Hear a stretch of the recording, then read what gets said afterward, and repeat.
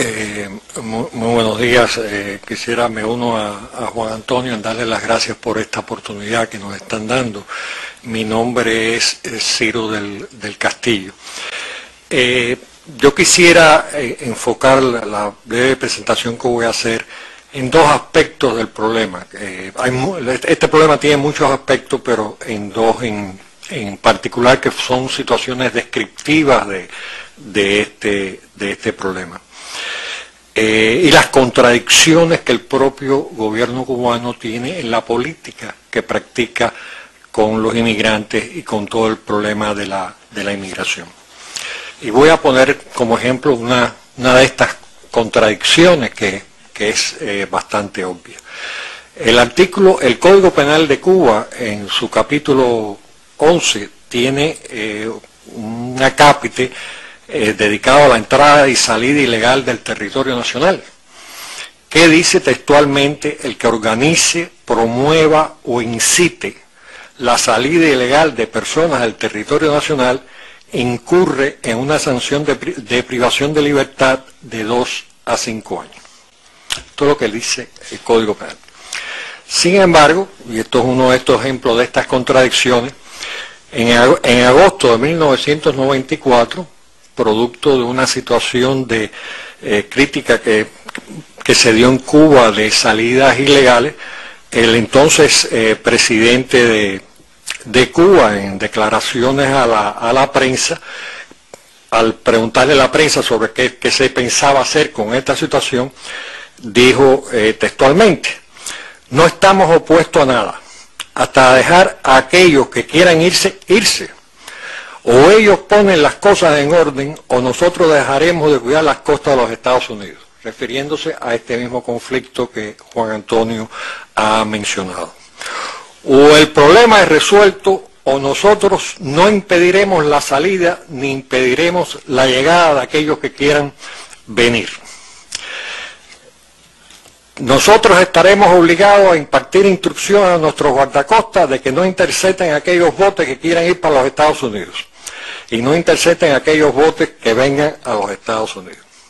Y finalmente el gobierno cubano, el 8 de agosto del 94, levantó la custodia de las costas de Cuba, y el resultado final fueron que 32.385 balseros ilegalmente salieron de Cuba para los Estados Unidos, pese a las regulaciones que habían existido. Esta situación se detuvo a raíz de un acuerdo que se firmó entre Cuba y los Estados Unidos en septiembre de ese año, donde esos refugiados cubanos, esos balseros cubanos, fueron trasladados a la base naval de Guantánamo y allí permanecieron hasta 1995. Con posterioridad a la firma del acuerdo, desde 1995 al 2008, alrededor de 24.000 cubanos han llegado ilegalmente a las costas de los Estados Unidos y alrededor de 18.600 cubanos han sido interceptados en alta mar y devueltos por las autoridades americanas a la isla de Cuba. Estos 24.000 cubanos que salieron de Cuba en esta época, o sea, a partir del 95, que han logrado llegar a los Estados Unidos, no se les deja entrar en Cuba. O sea, otros cubanos que vinieron, inclusive en ese éxodo que permitió el gobierno de los 36.000, pueden regresar a Cuba. Sin embargo, los que salieron después de firmado el acuerdo con los Estados Unidos, no se les permite regresar a Cuba. No hay una explicación, dan una explicación política de que esto se hace por parte del gobierno cubano para no transgredir las regulaciones del acuerdo inmigratorio que firmaron con los Estados Unidos. En el dossier que nosotros le hemos entregado está el acuerdo y ustedes van a ver que en ese acuerdo eso no está mencionado en ningún momento. Esta es una situación de injusticia con estos 24.000 cubanos que el propio gobierno o funcionarios del gobierno cubano reconocen. Hace poco en la revista Temas, que es una revista que se publica en Cuba, publicó el resumen de un simposio sobre la práctica de los derechos humanos. Y en ese simposio, el señor Jorge Boves Torres, un jurista que es asesor del Ministerio de Justicia, reconocía que en este caso de aquellos que salieron ilícitamente rumbo a los Estados Unidos después que se firmaron los acuerdos migratorios de 1995, a quienes no se les permita visitar a Cuba.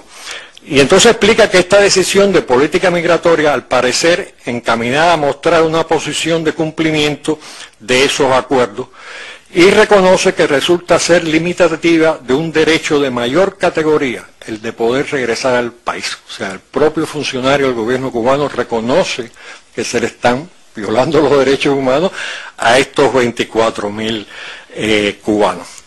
Es más, hace una afirmación que a mí me llamó mucho la atención. Y cito, así se procuraría un ejercicio, o sea, si esto se eliminara, si a estos cubanos se les dejara ir a Cuba, así se procuraría un ejercicio adecuado del derecho a salir y entrar al país, que tienen casi todos los ciudadanos del mundo, excepto los estadounidenses, a quienes no se les permite viajar a Cuba por lo que carecen del derecho a salir de su país con entera libertad.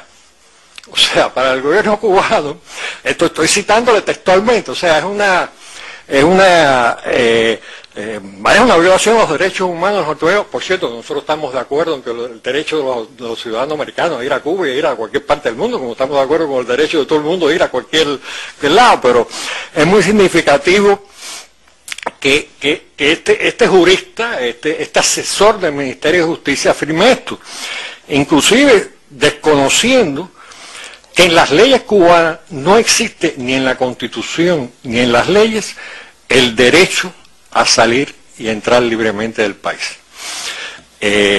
Realmente nosotros los que trabajamos en derechos humanos hemos seguido las posiciones que últimamente el gobierno cubano ha asumido, que creemos que muchas son positivas y que esperamos que pudieran avanzar mucho más.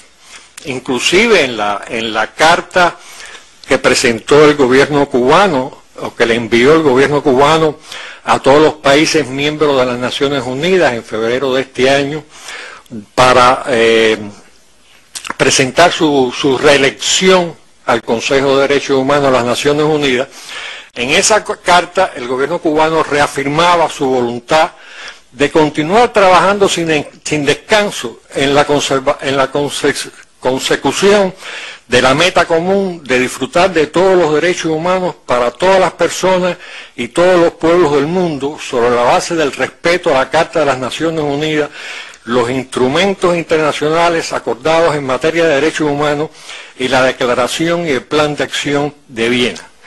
Cuba reitera su compromiso con la cooperación internacional en la promoción y protección de los derechos humanos. E inclusive señalaban el que ellos acababan de firmar los dos pactos internacionales, tanto el de derechos económicos y sociales como los políticos y civiles.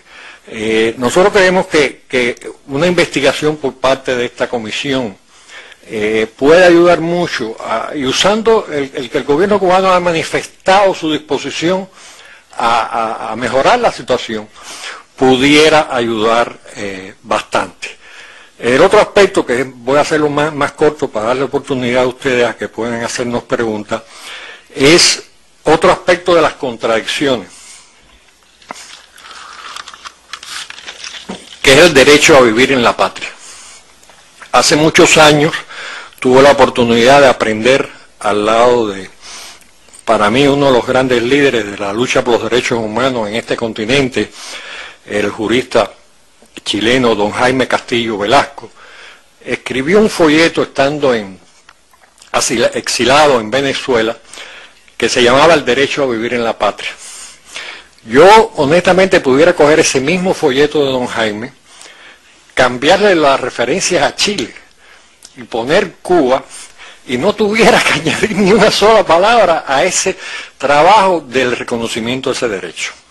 Sin embargo, en el caso cubano, vemos cómo el derecho a vivir en la patria le es negado. Hoy en día, Muchos cubanos han solicitado